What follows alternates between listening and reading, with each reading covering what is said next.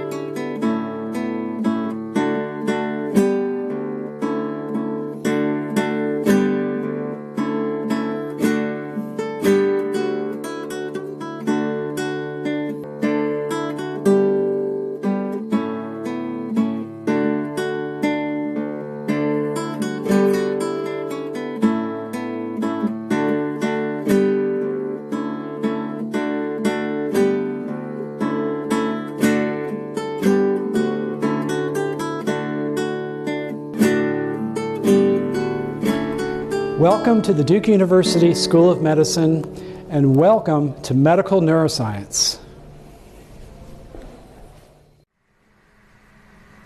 Well, I hope you enjoyed that tour of campus, starting at some of our athletic facilities, which are part of our better-known brand at Duke University, the Duke Athletics program, and then working our way towards the Medical Center, which has its own global reputation for excellence in the domain of biomedical research and healthcare.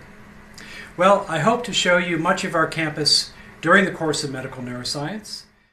We'll spend some time together in our teaching laboratories here at the Trent Seaman Center, where we'll have an opportunity to examine brain specimens together. We'll even spend some time behind the scenes here in the Trent Seaman Center in our specimen preparation room, where I will show you some of my favorite places in the human brain. And of course, we're going to spend some quality time in the Duke Institute for Brain Sciences through that glass cube behind me. And of course, in the Duke Institute for Brain Sciences, we always think inside the box.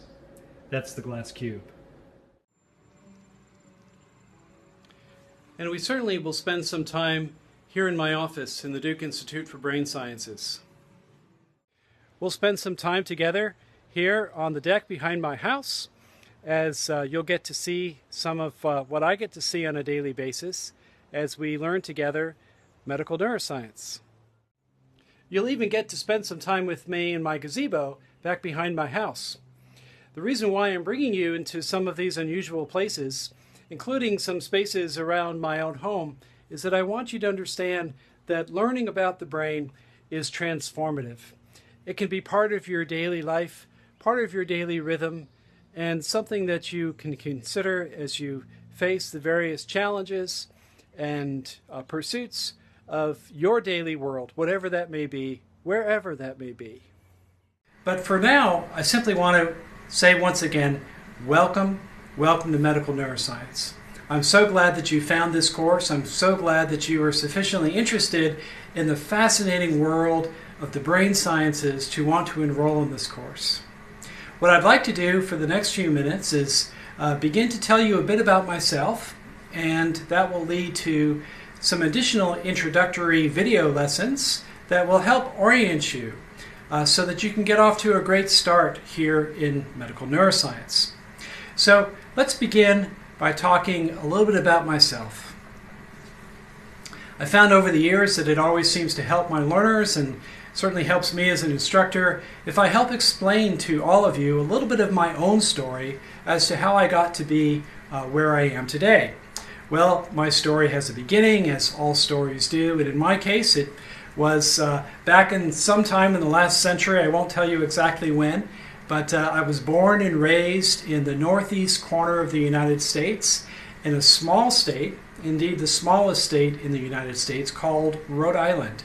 It's a beautiful place. It's part of the region of the country that we call New England, and in my case, Rhode Island is really dominated by a beautiful rocky coastal landscape with the occasional sandy beach there as well too.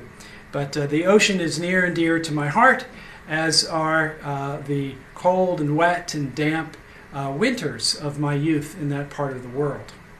Well, it's a wonderful place to be born and raised, and I return there often to visit family and friends and some of my favorite places that I will share with you actually as the course progresses. I moved out of that part of the country, however, towards the middle of the United States to a city called Tulsa, Oklahoma, where I did my baccalaureate education at a university called Oral Roberts University. There I majored in biology, and I decided to stay on after graduating with a Bachelor of Science degree to pursue a Master of Biomedical Science degree emphasizing physiology. And it was at that point in my educational career that I was introduced to the human brain. In fact, the year was 1986, and I first met the woman that I would marry on the same year that I held a human brain for the first time. So that was several decades ago now, and in both cases, that of my wife and that of the human brain, it was pure love at first sight. So after completing a master's degree in physiology, I was determined then to pursue a doctoral degree in the field of neuroscience.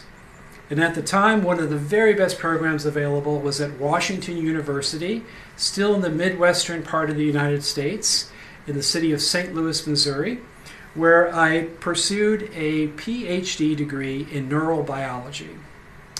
Well, I received that degree in 1992, having the benefit of working very closely with Professor Joseph L. Price, one of the truly great neuroanatomists of our time. Dr. Price instilled in me a love for human neuroanatomy, a broad interest in all kinds of neural systems that are involved in the integrated action of the nervous system, and he was a powerful mentor for me personally as an educator. So I owe a lot of the career that I've enjoyed these last many years to my grounding with Dr. Price at Washington University. Well, from there, I finally came to Duke. And I came to Duke in 1992 as a postdoctoral fellow with my wife, who was pursuing additional medical fellowship at Duke University Medical Center.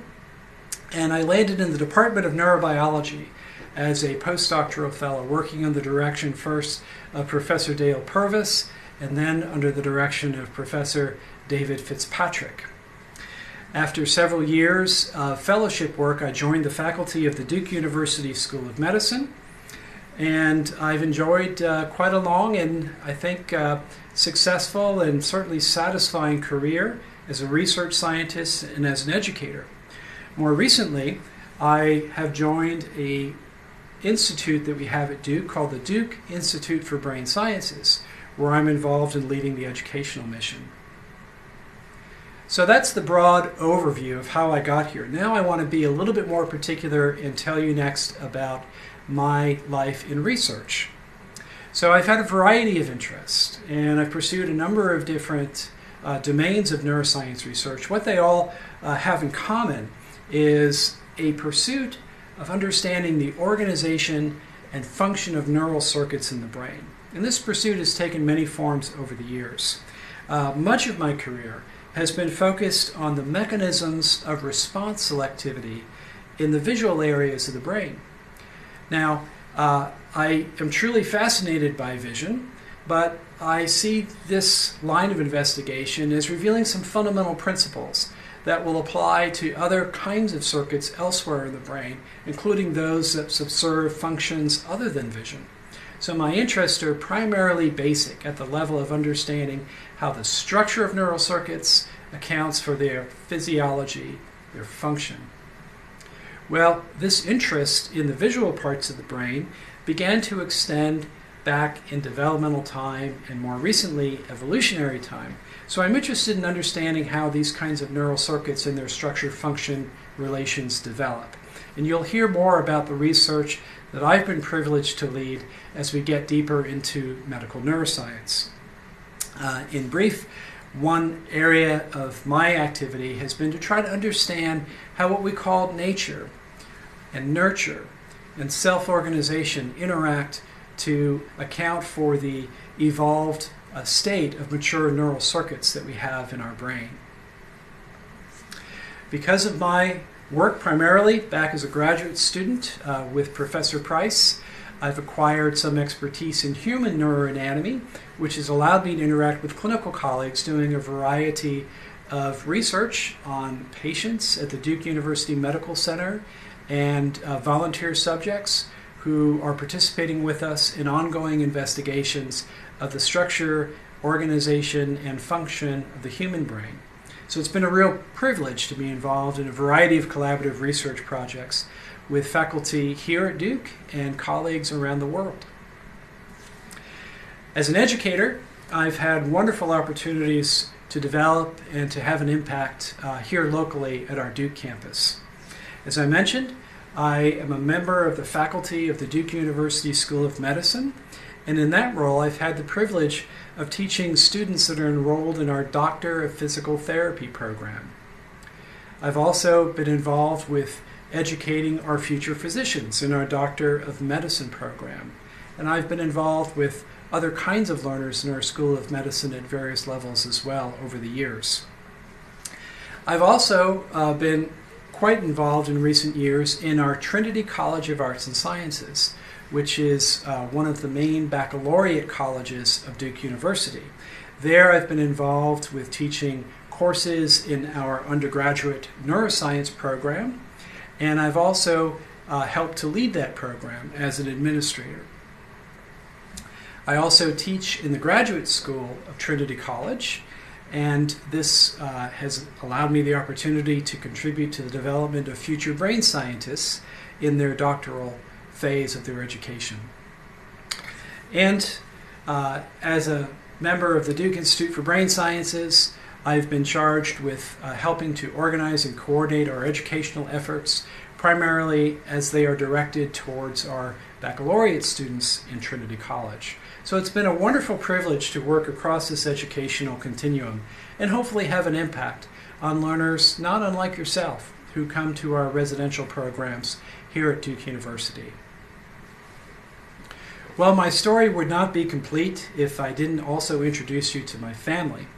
So here in a recent picture taken at one of my favorite places, one of those rocky coastlines in the New England region of the United States, you can see my wife and my two children. My wife is a geriatrician, meaning she's an internal medicine physician who specializes in the care of older adults, particularly those older adults near the end of their life that are dealing with dementia and other kinds of medical and neurological impairments.